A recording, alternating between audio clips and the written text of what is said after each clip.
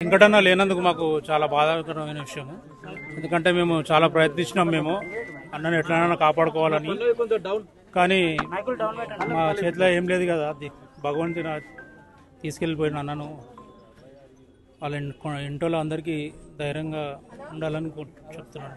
మా సాయికి ఇట్లా చాలా ట్రై చేసింది కానీ మేమేం చేయలేకపోయినాము. అన్న ఇట్లా చూస్తుంటే చాలా బాధ అనిపిస్తుంది మాకు. ఏం చెప్పలేను. నా సొంత అక్క కొడుకు, నా సొంత మేనల్లుడు. చిన్నప్పటి నుంచి నాకు చాలా క్లోజ్గా ఉండేటోడు. ఏ విషయాలైనా కానీ నాకు చెప్పుకుంటుంటుండే.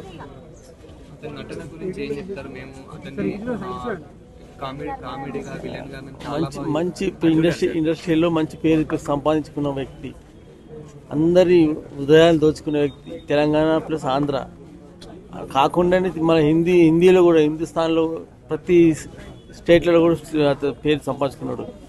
ఫిష్ వెంకట్ అంటే అతని పేరు అంత మారుమోగింద వ్యక్తి. అంటే సోషల్ మీడియాలో హెల్ప్ జరిగితే ఇలా జరిగి ఉండేది కాదని పెడుతున్నారు. అది వాస్తవమే, కానీ ఆ ఇండస్ట్రీ వాళ్ళు అది చూసుకోవాలి. కానీ ఇండస్ట్రీ నుంచి వాళ్ళకు రావాలి కదా. వాళ్ళు కూడా వాళ్ళ సొసైటీ ఉంటుంది, వాళ్ళ సొసైటీలో మాట్లాడుకున్నాక వాళ్ళు చెప్తారని చెప్పారు. అది ఇప్పుడు అతనికి కూడా ఇప్పుడు తర్వాత చేసే వాళ్ళు లేరు. అతనికి కూడా హెల్ప్ చేయాలని మా ఉద్దేశం, అంతే.